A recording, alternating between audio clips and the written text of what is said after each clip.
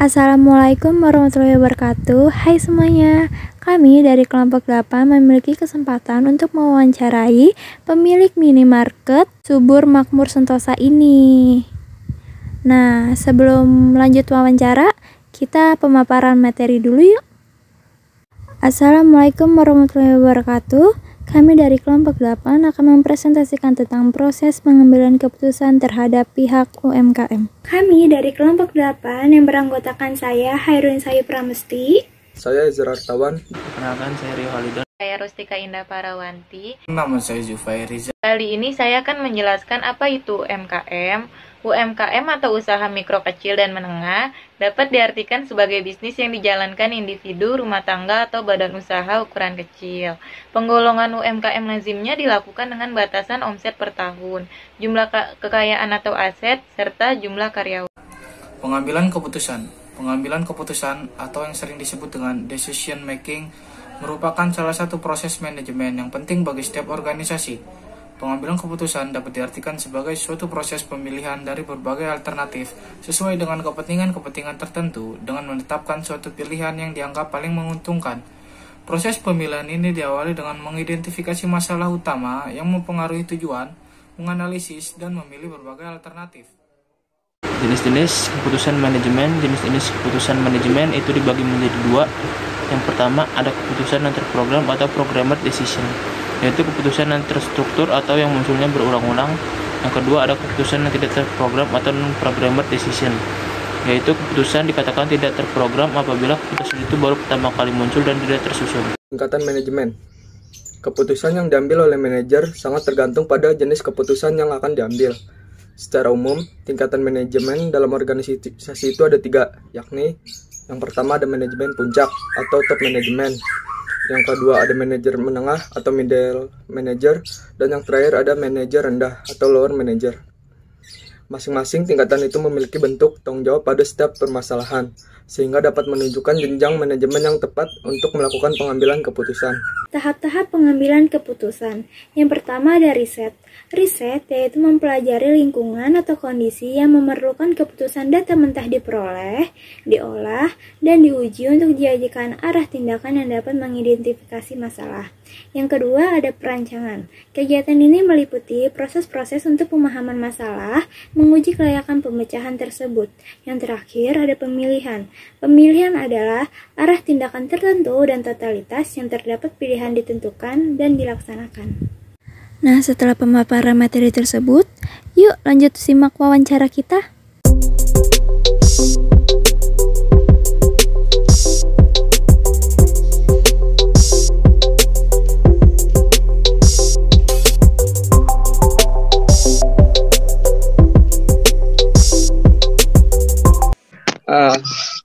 Halo, selamat siang Ko.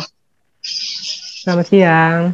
Kami dari UNJ, kelompok 8 mata kuliah pengantar manajemen, ingin mewawancari Koko dengan tema pengambilan keputusan Ko.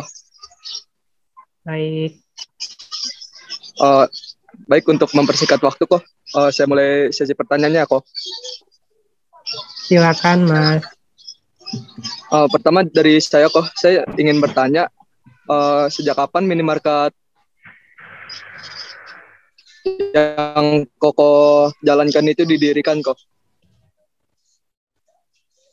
Minimarket yang saya dirikan itu sudah dibuat sejak tahun 2017 pada bulan Januari. Apakah minimarket ini memiliki cabang Ko? Minimarket ini untuk sampai saat ini tidak memiliki cabang sama sekali, hanya satu saja. Apakah ada keinginan untuk membuka cabang di lain tempat Ko? Kalau keinginan pasti ada, tapi untuk sampai saat ini masih belum terlaksana.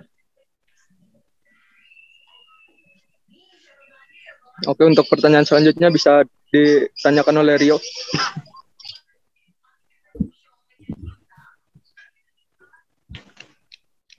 Kalau misalkan Anda salah dalam memilih strategi lokasi dan minimarket Anda sepi, apa yang Anda lakukan sebagai pemilik?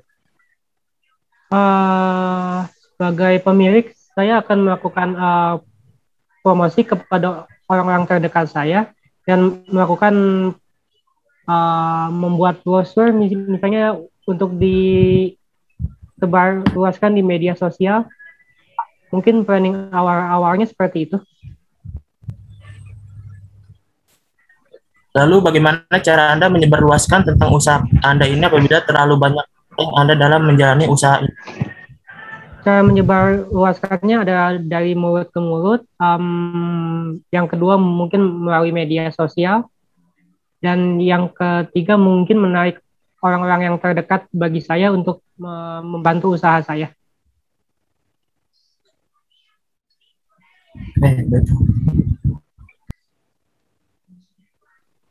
Oke, saya izin bertanya. Bagaimana jika suatu saat Anda mengharuskan untuk melakukan pemberhentian kerja kepada karyawan Anda? Bagaimana solusinya tanpa merugikan pihak manapun? Memberhentikan karyawan saya tanpa merugikan. Kalau memberhentikan udah termasuk merugikan ya. Solusinya mungkin saya kasih tempat kerja di teman saya yang sedang membuka lowongan kerja, atau langkah keduanya saya memberikan pesangon terhadap karyawan yang saya berhentikan. Oke, baik. Untuk pertanyaan selanjutnya, apakah ada niatan untuk merekrut karyawan lagi dalam usaha Anda? Jika iya, kriteria bagaimana yang bisa Anda terima? Niatan sih mungkin awal tahun ya. Kalau kriterianya yang penting jujur, cekatan, dan tidak malas. Seperti itu aja sih karyawannya, kriteria yang saya butuhkan. Oke, baik. Pertanyaan berikutnya, bagaimana tingkat kepuasan para pelanggan yang sering datang ke minimarket ini? Tingkat terhadap pelayanan atau seperti apa ya? Terhadap pelayanan khususnya kok. Kalau pelayanan sampai saat ini sih pengunjungnya sangat puas ya terhadap pelayanan yang diberikan, dan tidak ada kritik yang diberikan oleh pengunjung sih sampai saat ini ya. Oh gitu. Jika misalkan ada salah seorang yang komplain tentang pelayanan dan kebersihan, apa yang harus Anda lakukan untuk menangani hal tersebut? Mungkin saya mendengarkan kritikan tersebut dan saya coba lakukan untuk memberikan kepuasan terhadap yang mengkritik tempat usaha saya.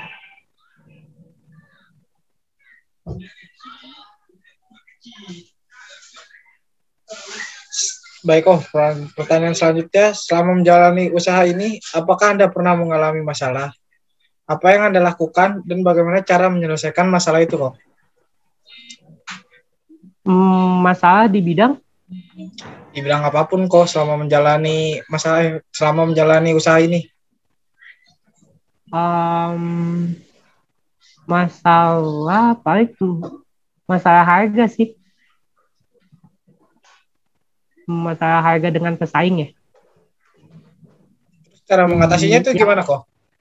Yang saya lakukan adalah mencari supplier yang harganya lebih kecil dan membuat harga lebih sedikit kecil dibandingkan pesaing saya.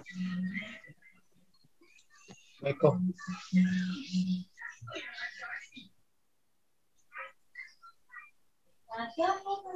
Baik kok, pertanyaan selanjutnya, hambatan atau kendala apa saja yang Anda alami 2 tahun belakangan ini? Lalu bagaimana cara Anda menghandle-nya? Hambatan apa maksudnya? Hambatan dalam usahanya gitu. Hambatan dalam menjalankan usaha.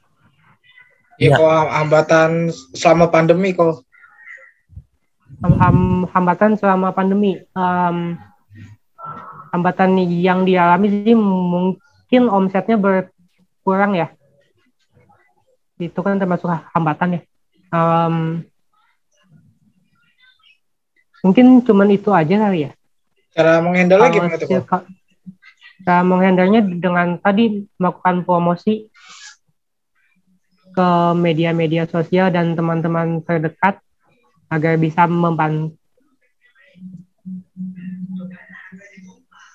Untuk selebihnya sih mungkin hanya hambatan kecil kali ya yang nggak usah disebutkan. Oke kok. Selama toko ini berjalan, pernah nggak sih kok kayak Koko itu ngambil keputusan tersulit gitu? Terus kalau pernah, kapan dan dalam hal apa kok? Keputusan tersulit.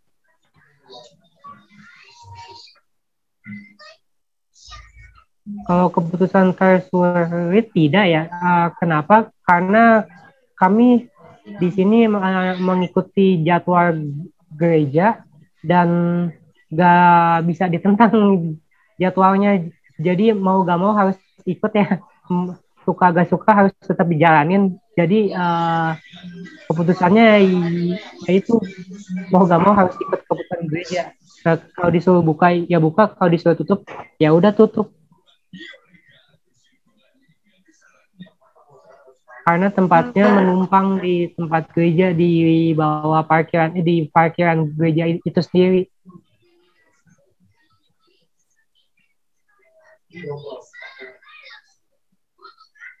Oke, baik. Pertanyaan selanjutnya. Selama masa pandemi kan banyak banget ya sektor UMKM yang mengalami kerugian besar. Nah, menurut tanggapan Anda gimana? Tanggapan saya tentang kerugian atau? Iya, kerugian selama pandemi ini. Tanggapan saya tentang kerugiannya, ya semoga pandemi ini cepat berangsur menghilang dan bantuan pemerintah mungkin bisa dijalankan lagi seperti tahun lalu. Karena kalau tahun sekarang mungkin banyak miss-nya ya. Dan pandemi seperti ini nggak bisa dikomentarin sih Mbak, gimana? Hanya menyerahkan kepada pemerintahnya saja gimana cara mereka menghadapi dan mengatasi pandemi ini.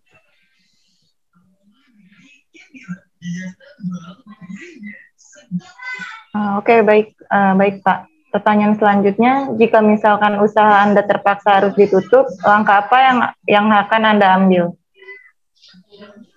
Usaha saya harus ditutup. Saya akan mencoba bisnis yang lain, Mbak. Menjual aset-aset yang saya masih miliki dan mengalihkannya ke bisnis yang lain. Baik Pak, sepertinya sudah cukup untuk sesi pertanyaan saat ini. Terima kasih sudah meluangkan waktunya ya. Baik, sama-sama. Sekian presentasi dan wawancara dari kelompok kami. Kurang lebihnya mohon maaf. Wassalamualaikum warahmatullahi wabarakatuh.